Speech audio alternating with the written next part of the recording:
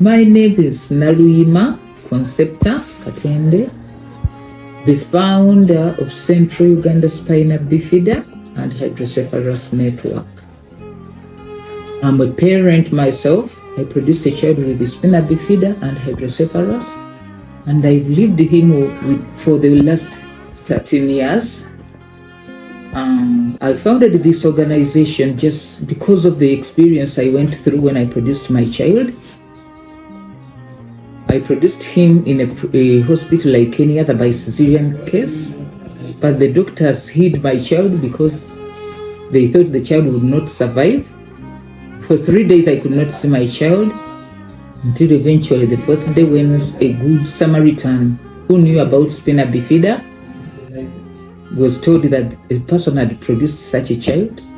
She came to my rescue and the child was taken to hospital, Chua Children's Hospital in Mbale, and he was operated first time, but after 1.5 years he again developed the same. The Spina Bifida came back and swelled, so he was operated second time when he was 1.5 years. On his second operation of the Spina Bifida, he again now developed hydrocephalus, the big head. After 3 days, he again went to theater and was operated over by putting an ETV in his brain. He is living now a life with a lot of challenges because the Spina Bifidas have what we call incontinence. They cannot feel from where the lesion is, from the back. They can never feel down, so he cannot feel his stool, he cannot feel his urine. He has incontinence, so he lives on catheterization. 6 times a day you insert a catheter to remove the urine. We do bowel management. We clean him every morning so that he doesn't stay with the incontinence. For him to fit in society, you have to do it every day. Otherwise, without doing that too, child cannot survive beyond 2 years. So when I went through the experience, I started collecting other parents who are like me, and so far we have a number of 1,037 parents that I'm connected to in Uganda, and we are living the same way but with too many challenges. First of all, the medical care for the children is just too high that the parents cannot survive. In most cases, Spina Bifida is a condition that is got by very poor parents because they don't feed properly when they are pregnant. So they miss out some of the micronutrients that they need for the child to grow well. So you find that they have a lot of poverty, they live in poverty, so they cannot meet the medical bills themselves, because a child with just one operation, you need millions of money, which they don't have. And it's not only one operation. You may find that a child has developed 2. Spina Bifida on the back has to be operated, then hydrocephalus has to be operated. You'll find that the same child has club feet that also need correction. You can find that the same child has a problem with either the kidneys or the intestines. Still there is an operation there. At times they develop even problems with their sight and their hearing, so it is just too much with medical care. Education is a problem. When they survive, they have to go to school like any other child, but they cannot walk. Some of them need wheelchairs to reach school. Schools are far distances and they can't walk. In most cases, when you get Spina Bifida, walking becomes a problem. You have to sit in a wheelchair or you have to use crutches. But parents cannot afford that. You'll find that there is what we call lifelong care for one child like this. He will need pampers throughout his life. And you need something like 4 pampers a day or 5. You'll find that incontinence all the time you are changing pampers. One parent cannot afford that. It's not only that, these children will develop wounds. Whenever they get a small wound like this, it will develop until it reaches the bone. And we have got very many of them who have lost their legs. They are amputated just because they got wounds and they cannot manage them. They have been amputated. They have to keep changing clothes all the time because you cannot change the clothes. I mean the pampers, and you don't change the clothes. They are supposed to be very, very clean in their way of living. And the environment where they stay must be very clean. So the parent will have to wash every day. Soap is also a cost. Buying wheelchairs is a cost somewhere. You'll find that the legs are operated, but they need calipers. A child has to put on calipers, insoles, the things for that. Hospital, they need them. You'll find that at times a child to stand, he will need a support of the standing frame. It is also very expensive to buy it for one child. And then a child may even fail to sit, that you will need what we call a CP chair, so that this child learns to sit. So you'll find that a child needs very many gadgets to make him sit, stand, and walk. So these are some of the challenges we get as individual parents. And on top of that, when we come to the organization, to me as the founder of this, as I'm seated here, this office would be a room for a tenant. I had built some 3-4 rooms for people to rent as I sit in my big house, but I sacrificed. This office would have been my source of income, but I'm giving it to the organization. But it would have been money that would help me because I'm also a parent. I'm a teacher by profession.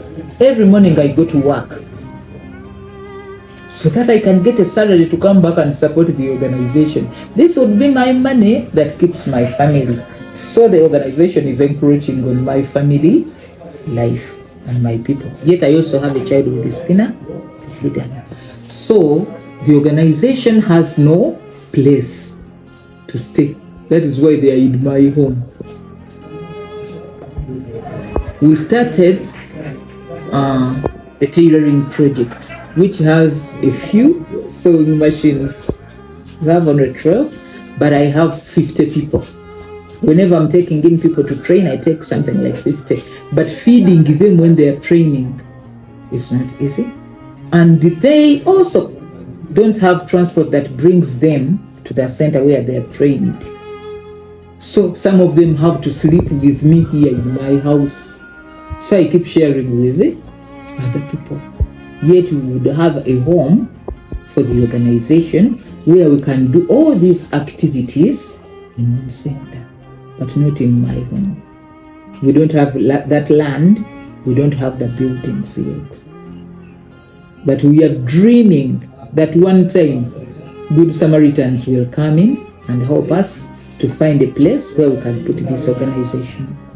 The children I'm talking about are living in, some of them are living under abject poverty. In families where they are, at times they are chased.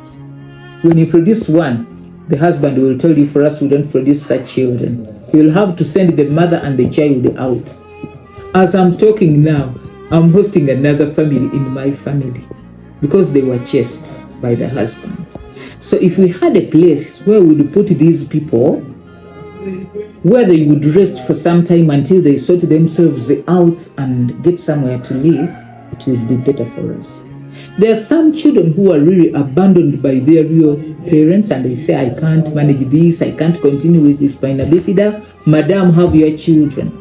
I don't have where to put them. Some of them I'm staying with. But we need to get a place, a bigger place, because this is a Squeezed area. We need a bigger place where we can build a home for those who are abandoned. As I'm talking now, at times I walk kilometers away from home to go and look for those children where they have told me they are, to rescue their life. You have to walk or to use a boda boda. And at times when you reach there, you cannot carry the child with you. Some of them have stayed in communities because I don't have a vehicle to carry them up to the rehabilitation centers. As I'm talking right now, there is a boy of 20 years. He has already lost one of his legs due to wounds, and the second leg is also, as I look at it, it is going to be amputated too. Now he will lose both legs, but I'm still thinking of how I'm going to do it. My salary is already spent. Otherwise I would have brought him. He would be here with us. But I have not been able to bring the boy. 20 years. He can't walk. He has a wheelchair, okay, but he's living fine in Buyukwe district. So I'm still perturbed on how I will bring the boy for rehabilitation. I don't have the money to do it, and I don't have a vehicle to bring him. So I'm worried of his life. For the parent is already tired. When I talked to her, she told me, I've done enough. The husband ran away from me, so I'm staying alone. She's selling local brew, but she has forgotten about the boy. 20 years. The boy talked to me the first day I met him. He told me, Madam, I'm here. I've never gone to school. I felt it so hurting because I'm a teacher. I can teach him, but I need a school where I can collect all those who have not studied at all. There are many in the community. They are adults now, but they have never held a pen in their life, and they have no hope.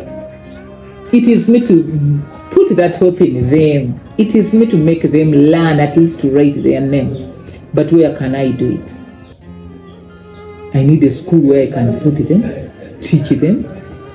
I would make a school where even others come in to be included. But I'm still dreaming. I don't know whether my dream will ever come true. So if there is any good Samaritan who can come in and help Central Uganda Spina Bifida and Hydrocephalus Network, you are welcome. Sometimes we lose lives, and we have lost lives. After the operation, they have to do physiotherapy every day. We need gadgets for that, so that they can do physical exercises every day. As I talk now, I bought only one bicycle like this, using my salary. But we need a variety of physiotherapy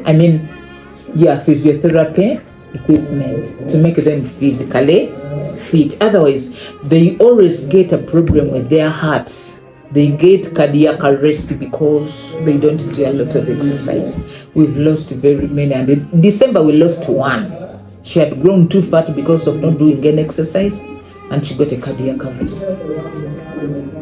24th we buried that girl, and I'm feeling sad because she was about 10 years. The mother had done her work, but exercises, she could not do it.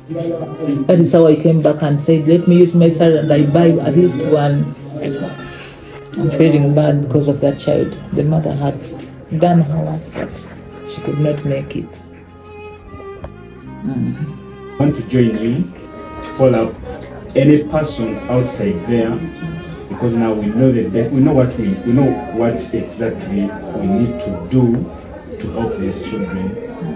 I have been at this place. I've witnessed, I've seen within just about not even 2 minutes. I'd walked from the start up to the very end, and then I've also visited the toilets. I've seen just two rooms and then a bathroom for the entire place, and that's what people use. I've also seen the kitchen.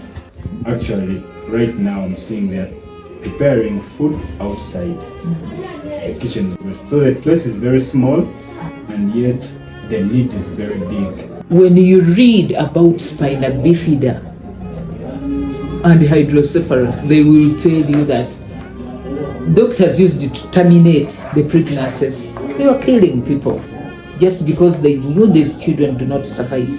For us, the parents, we are saying, no, don't kill them. We love them. Let them grow the way God made them. But just to help us to make them grow. We need a lot to make our children live. Can you help us with what the children need so that they grow? Thank you. Yeah.